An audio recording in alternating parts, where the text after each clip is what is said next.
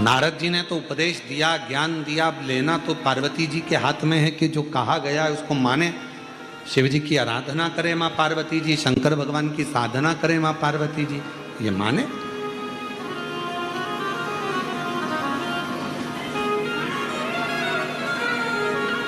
अभी हमारे कुछ दिन पहले हमारे सीहोर में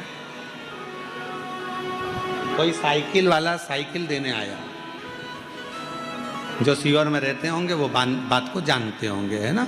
कोई साइकिल वाला साइकिल देने आया। उसने एक ग्राउंड था, चर्च ग्राउंड, उस चर्च ग्राउंड के अंदर उसने ढेर सारी साइकिल रख दी और सूचना कर दी कि मात्र कुछ रुपए में 2000, 1500 कुछ रुपए में साइकिल। फिर सूचना कर दी कि फ्री।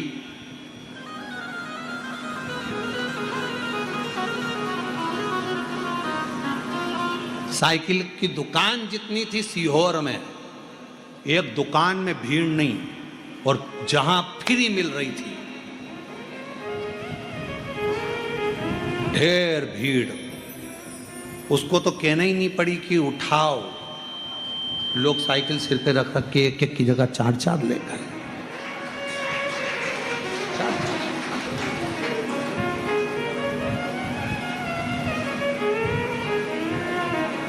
फ्री में साइकिल मिली तो लोग इकट्ठे हो गए।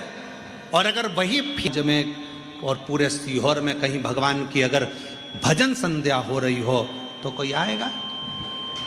10 बजे तक माइक पे चिल्लाते रहेंगे, इतने बड़े गायक कलाकार आए हैं, इनने ये सीढ़ियां निकाली, ये गायन कराए, और आज हमारे यहाँ कस्बा में, मंडी में, छावनी में, गंज में उनकी भजन संध्या होगी।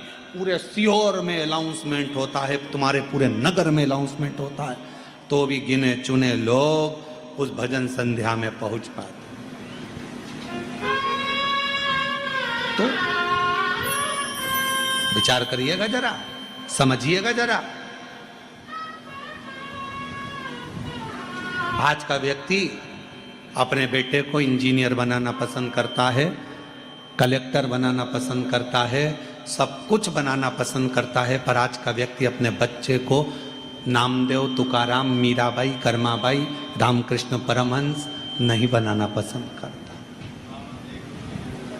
तुम नहीं चाहते कि वो बने। बेटा रोज रोज सुंदरकांड में जाएगा तो चिल्ला दोगे, कहां जा रहा है? सुंदरकांड में। अरे क्या बाबा बनेगा? कहां जा रहा है? मंदिर। क्यों? क्या महात्मा बनना है? मंदिर जाना पसंद नहीं आएगा। पर वही तुम्हारा बेटा 4 दोस्तों के साथ अगर किसी होटल में बैठकर खा रहा होगा तो तुम कह दोगे एजुकेटेड है, सब अच्छा, खान दो। अच्छे लोगों के साथ जा रहा है, अच्छे लोगों के साथ घूम रहा है, अच्छे लोगों के साथ बैठ रहा है, थोड़ा बहुत खाए पिए चलेगा। पर भजन में अच्छा नहीं लग रहा, संकीर्तन में अच्छा नहीं लग रहा, सत्संग में अच्छा नहीं लग रहा।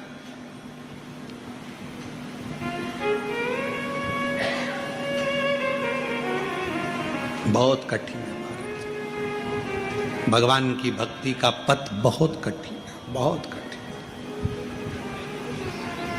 बहुत कठिन।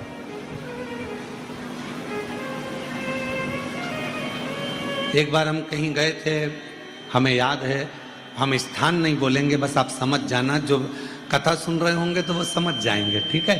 एक बार हम कहीं गए और गए तो उन्होंने कहा कि गुरुजी ये हमारे उन्होंने एक माला खूंटी पर रखी थी, एक ऐसी लकड़ी की एक दीवार में ठुकी हुई थी खूंटी, उस पर माला टंगी हुई थी। तो उन्होंने कहा गुरुजी ये हमारी पिताजी की माला है, इसी से वो जपते थे।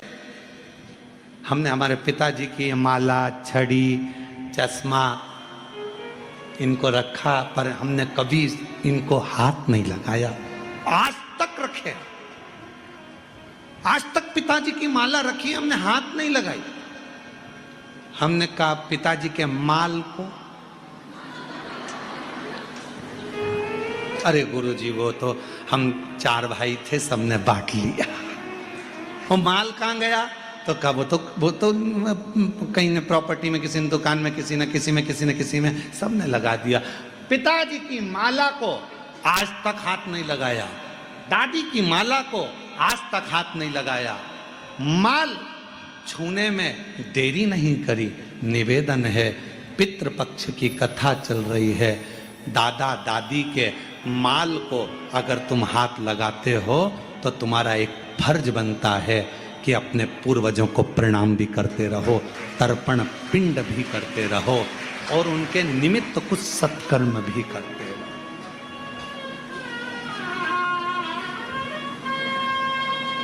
करते। फिर किसी ने कहा गुरुजी हम हमारे पूर्वजों को क्यों प्रणाम करें, हम हमारे पितरों को क्यों प्रणाम करें, हम हमारे पूर्वजों को क्यों नमन करें? हमारे पूर्वजों ने ना तो हमको झोपड़ा दिया ना हमको महल दिया, हमारे पूर्वजों ने ना तो हमको कुछ दिया, तो हम हमारे पूर्वजों को क्यों प्रणाम करें? मेरा निवेदन है, तुम्हारे पूर्वजों ने तुम्हारे को जन्म तो दिया, तुमको जन्म तो दिया, झोपड़ा नहीं दिया, महल नहीं दिया, पर जन्म तो दिया। यह मानव का शरीर तुम्हारे पूर्वजों से प्राप्त हुआ है, और अगर पूर्वजों से प्राप्त हुआ है, ये शरीर तुमको मिला है, ये तुम्हें प्राप्त हुआ है, तो इस शरीर से उनको धन्यवाद देते रहा करो कि आपकी कृपा से ये पूरा शरीर मिला, पूरा शरीर, अधूरा नहीं।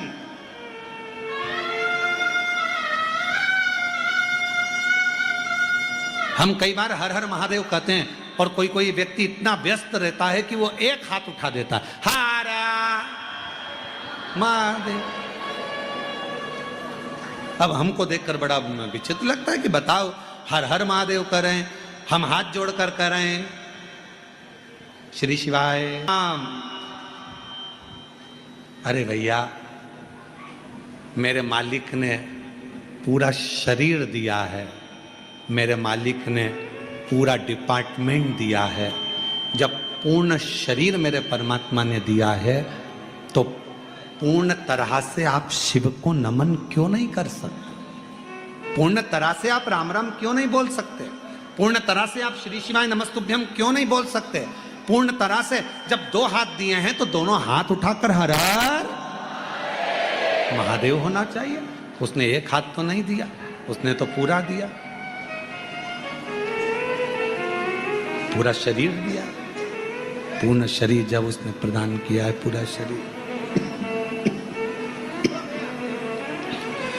पूरा शरीर यदि उसने दिया है, पूर्ण शरीर उसने प्रदान किया है, पूरा शरीर यदि उसने दिया है, तो पूर्णता से भगवान का भजन करो, पूर्ण तरह से भगवान को धन्यवाद दो, पूर्णता से। और शंभो शरणे पड़ी मांगू घड़ी रे, दुख काटो दया करी दर्शन आपो। शंभो शरणे पड़ी मांगू घड़ी रे, दुख काटो दया करी दर्शन। आप पूर्णता में भजन करो। हमने पहले भी कहा, आप एक मुट्ठी भरकर चावल नहीं चढ़ा सकते, मत चढ़ाओ। एक चावल का दाना पूर्ण आखा शिव जी को दो। 1000 बेलपत्र हम शिव जी को नहीं चढ़ा सकते, मत चढ़ाओ। एक बेलपत्र आखी अच्छी शिव जी को दो। पूरा माला हम शिव जी को नहीं चढ़ा सकते। एक पुष्प भगवान शंकर को, एक पंखड़ी शिव जी को पूर्ण दो। भगवान शंकर को एक लोटा जल पूर्ण दो, और भगवान शंकर को अपना दिल भी पूर्ण दो। शिव स्वीकार।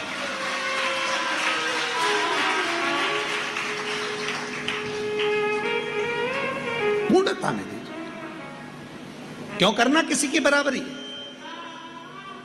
उसने गाड़ी ली तो हमको गाड़ी लेना, उसने महल बनाया तो हमको महल बनाना है, उसने पर्दे लगाए तो हमको पर्दे लगाना है, उसने हाथ में कुछ पहना तो हमको पहना, उसने पांव में कुछ पहना तो हमको पहनना। उसने ये डिजाइन के कपड़े सिलाए तो हमको वो डिजाइन के सिलाना। क्यों हमें किसी की बराबरी करना? शिव महापुराण की कथा कभी किसी व्यक्ति को बराबरी करना नहीं सिखाती। क्यों? क्योंकि मेरे शंकर भगवान कहते हैं बराबरी करेगा तो उसके बराबर में ही रहेगा। तू मुझे एक लोटा जल चढ़ा रहा है, मैं तुझे उन्नति पर लेकर जाना चाहता हूं और तू बराबरी कर रहा। मेरे शंकर भगवान की कथा बराबरी करना नहीं सिखाती। मेरे शिव महापुराण की कथा कभी बराबरी करना नहीं सिखाती। क्योंकि बराबरी केवल बराबर तक लाएगी। उसने गाड़ी खरीदी, तुमने गाड़ी खरीदी। उसने पर्दा लगाया, तुमने पर्दा लगाया। उसने चश्मा लगाया, तुमने चश्मा लगाया। हमको याद है, अगर हमारे पूर्व के मित्र अगर कथा सुन रहे होंगे तो एक बार हमारे एक मित्र थे, उसकी शादी थी और हम नाम नहीं लेंगे उसका, उसकी शादी थी और उसके यहाँ पर 3 लड़कियों की शादी एक साथ थी। 3 दूल्हे एक साथ आए।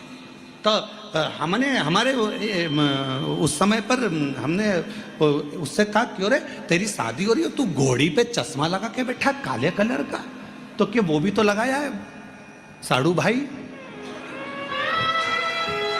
हमने देखा तो उसका साड़ू भाई चश्मा लगा कर बैठा था। फिर हमने दूसरे से पूछा कि तू क्यों लगाया, तो क्या वो उसने भी तो लगाया हमारा साड़ू भाई।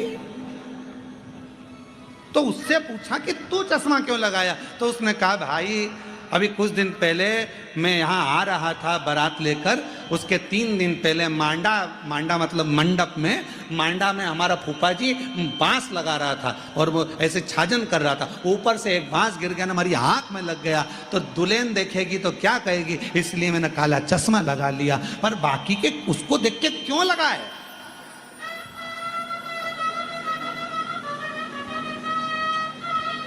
क्यों आए?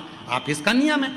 तो उन्होंने लिखा, एक व्यक्ति आया, वो लेट आया तो उसने लिख दिया मेरी पत्नी की डिलीवरी थी, आज उसको बच्चा हुआ सुबह 9 बजे, इसलिए मैं लेट हो गया आने में। अब दूसरा व्यक्ति आया लेट, उसने कहा क्या पढ़ूं, जो आगे लिखा था उसने डैश डैश बना दिया, सिग्नेचर।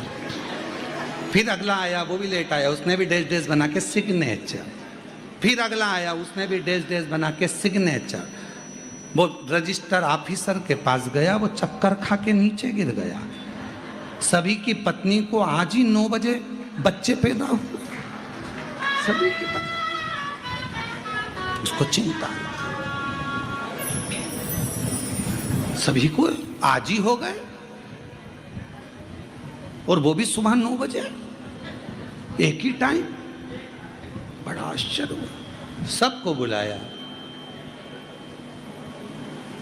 तुम्हारे बेटे का क्या नाम रखा है, कौन से हॉस्पिटल में हुआ?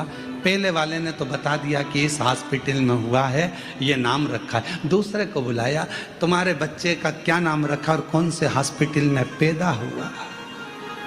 उसने कहा बच्चा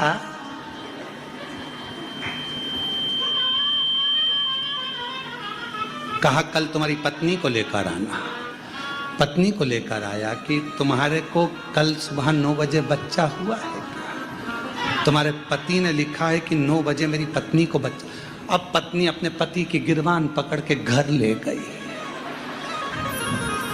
धोबी कम कपड़ा धोता है। कौन है, कहां रहती है, जबी क्यों तुम्हारा दिल घर में क्यों नहीं लगता? आज समझ में आया।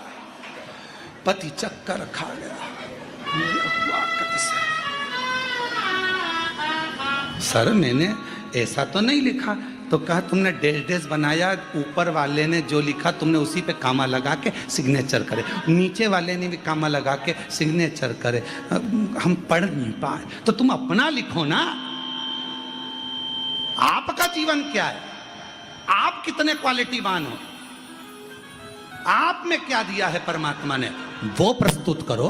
दुनिया के कालम में मत चलो, बराबरी ना करो, अपना वजूद दिखाइए। मैं डॉक्टर बन सकता हूं मतलब बनोगे, मैं कलेक्टर बन सकता हूं मतलब बनोगे, मैं इंजीनियर बन सकता हूं मतलब बनोगे। अपना पढ़ाई, अपनी विद्या, धन, अपना मेहनत, अपना कर्म अपनी खुद की पहचान बनता है। बराबरी मत करिए, उसने चूड़ी बनवाई मैंने बनवाई, उसने पर्दा लगाया मैंने पर्दा लगाया, उसने गाड़ी ली मैंने गाड़ी ली, उसने बंगला बनाया मैंने बंगला बनाया। शंकर को, भगवान को, शिव जी को अगर एक लोटा जल चढ़ाते हो तो बराबरी मत करना, क्योंकि शंकर भगवान तुम्हें किसी की बराबरी में नहीं, शंकर भगवान बराबरी से ऊपर ले जाना चाहता है, उन्नति पर बढ़ाना चाहता है। और आगे तुम्हारी मर्जी है, तुम बराबरी में रहना चाहो तो बात दूसरी है।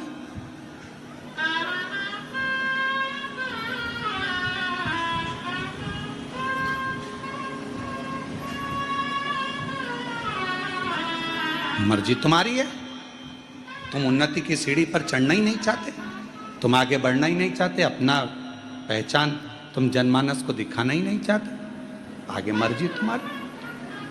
अपना स्वरूप स्वयं दिखाइए, स्वयं।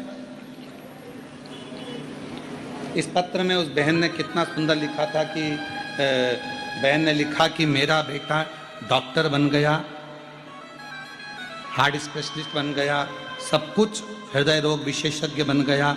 उसने अपनी मेहनत करी है, अपना कर्म करा, अपनी मेहनत से बनाया और शिव पर विश्वास करा, शंकर पर भरोसा करा। ये किसी की बराबरी में नहीं रहा, बराबरी से ऊपर उठ गया।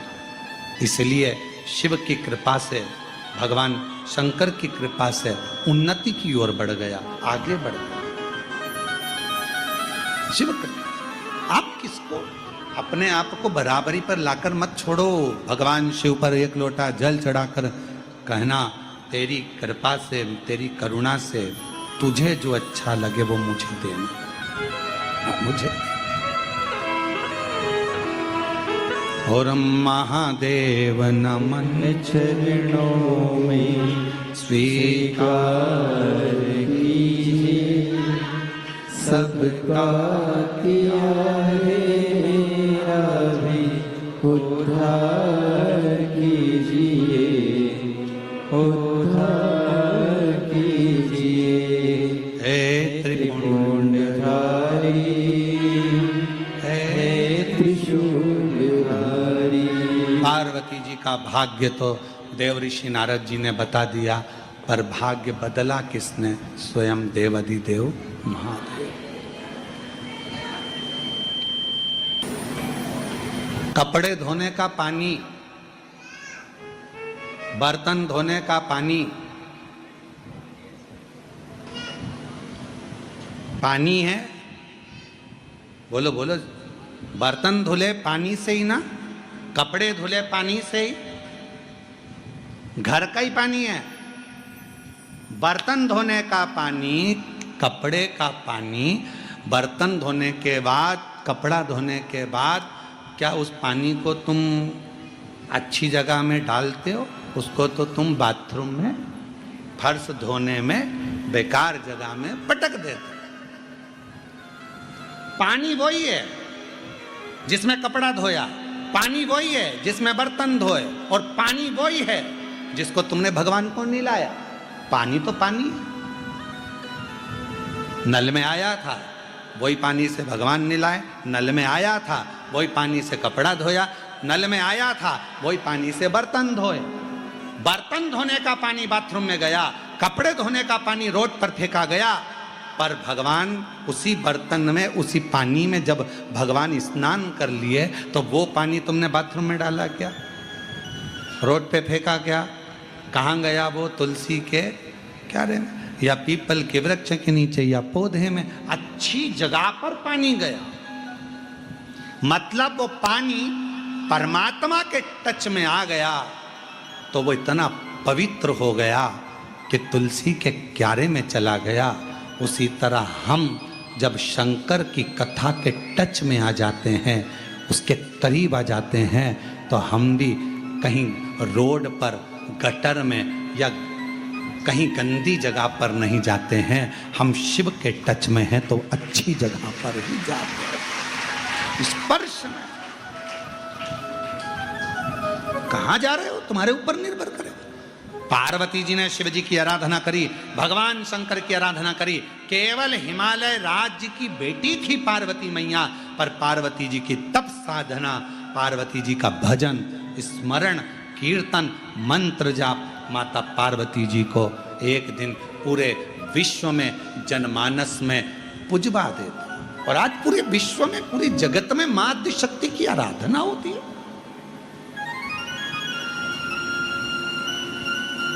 मां अम्बे की आराधना, जगत जननी की आराधना।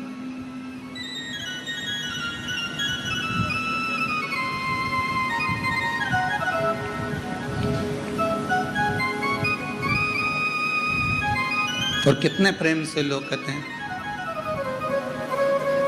जो मांगा वो पाया शेरा वालिए, मैं आया शेरा, तूने मुझे बुलाया शेरा वालिए, मैं आया शेरा वालिए, ओ तूने मुझे बुलाया शेरा वालिए, मैं आया शेरा वालिए, ओ शेरा वालिए, पहाड़ा वालिए, ओ मेहरा वालिए, ओ तूने मुझे बुलाया शेरा वालिए,